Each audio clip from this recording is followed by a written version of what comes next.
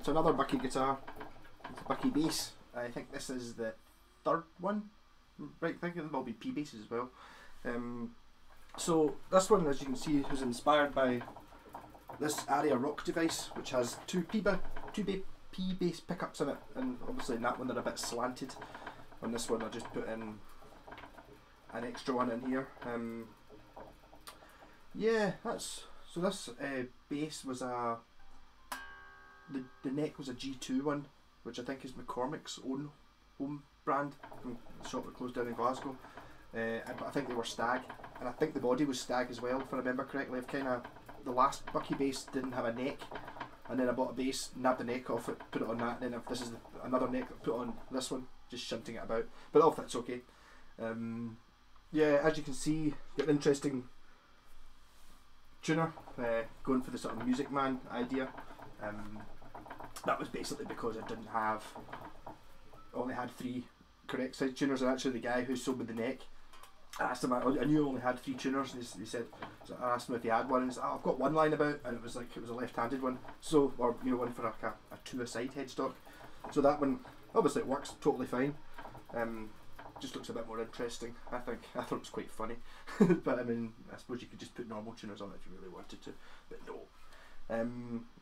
Yeah, so pretty bog standard P bass. I'm playing through my wee Laney guitar amp, which isn't the best for playing bass. I should really wire up my big Marshall there, but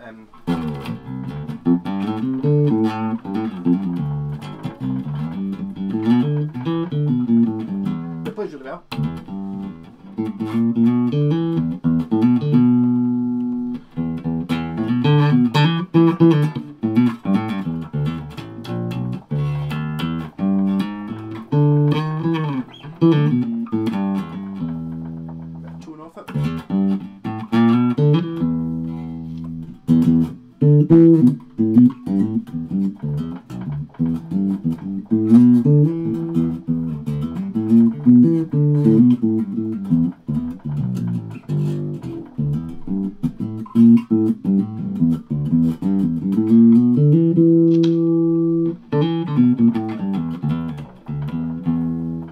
Yeah, so I was toying with the idea how to make this a bit different. I've got a big bass humbucker that I was going to stick in the bridge here, but then I was thinking, well, I see quite a lot of it. It's called like a P or a jazz bass pickup even. You see that a lot of that, so I'm going to do something a bit different. And I'm really loving the sound on that. It's fantastic. That's just got the two. These are basically running in parallel with each other on that. So I wasn't really sure what to do with this. So there's not really that much room on a P bass for putting in loads of, if I ran in another knob to vary it in. So my first thought was I was going to put a 3-way switch in, like basically just like your pickup selector and a Les Paul or something. Shh. Yeah, so it would basically give you this pickup, both pickups, or this pickup.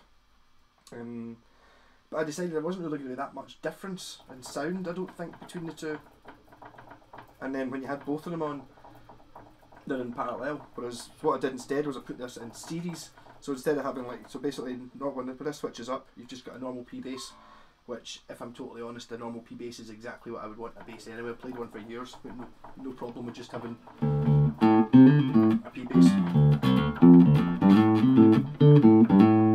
But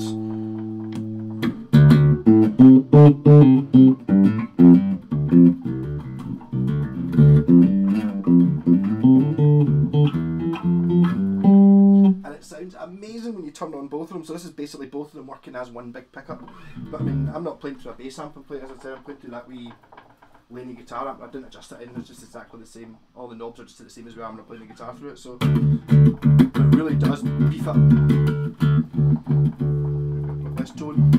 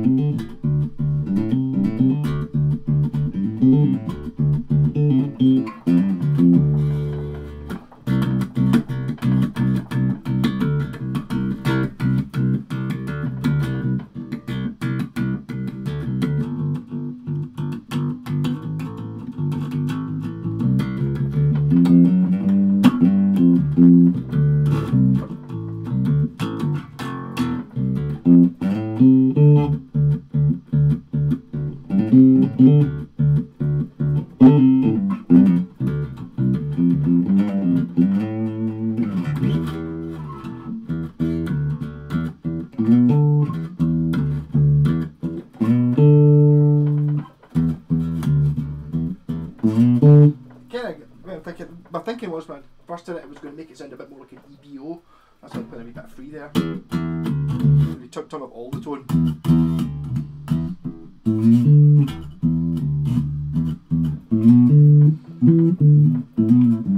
Just like having a pillow on it.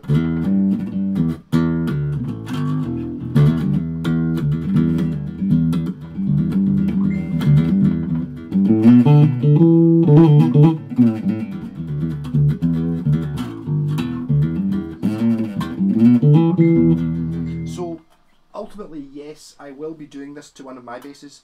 The two pickup, it's too good an idea. I don't want to chop up one that's worth a lot of money, but I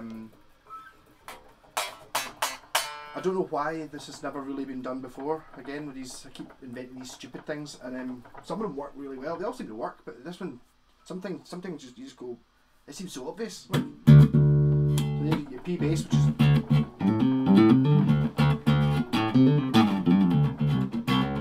Again, it might be a bit twangy coming through the wee guitar amp, but that just makes it.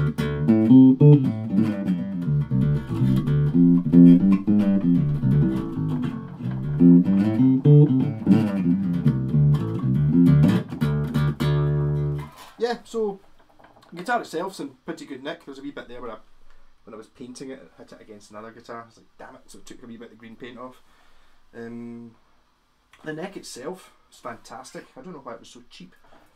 Well, I have an idea why it was so cheap. The truss rod was completely loosened off on it. So when I first put strings on it, you know, the action was you could get your hand down the back of the string. So once I tighten up and set it up, it's playing great now. No marks on it.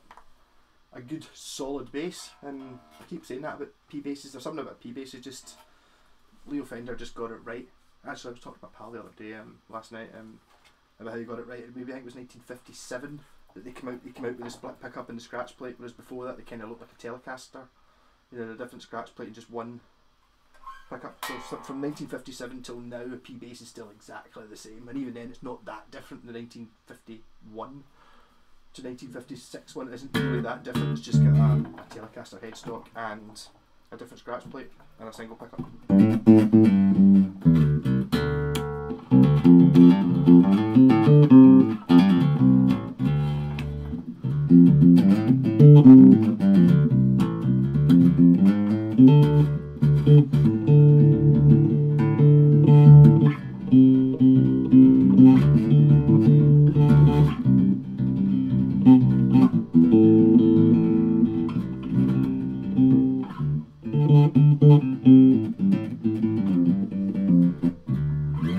Play up high.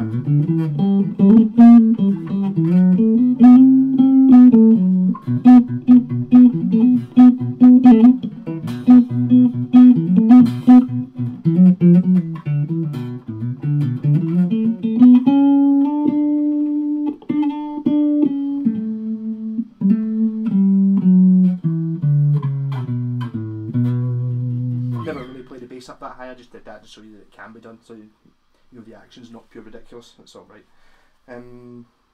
Yeah, so I'm not sure I'll be able to sell this like I have all the other ones. Might be a problem with the buy and sell page I've been using. There's a bit of a coded message someone had put up, one of the admins who'd never heard of put up the other day. So I'm not sure whether saying that you can't. This page should only be used for selling your own stuff, not for stuff you've put together. And I just think, well, I'm recycling, man. So if you like this and you're into the Bucky and the Bucky bass, you think it's funny. If you like the Mad Malco guitars page, I mean, I'm not like a company. I got these t-shirts and I got 10 all in different colours when I was in China for 27 quid, so £2.70 each. So hence why I've got the Mad Malco guitar t-shirts. I just thought they were funny for the price of one t-shirt, you know. So this will just be going up for sale. I'm just going to sell this for like 100 quid, something like that. Seems like quite a good deal. For a cheesy bass. Well, this is number. I haven't actually written on the back yet. This is number 11. I'm thinking we might call it the Buck device, because this here is a. As my pal Wayne suggested that, because this one here is a. I don't know if you can see it. Can I hold this lid on if I can see it? One of the reasons I bought this, it's actually an Aria Pro Diamond Series rock device. So if that's a rock device, this can be a Buck device.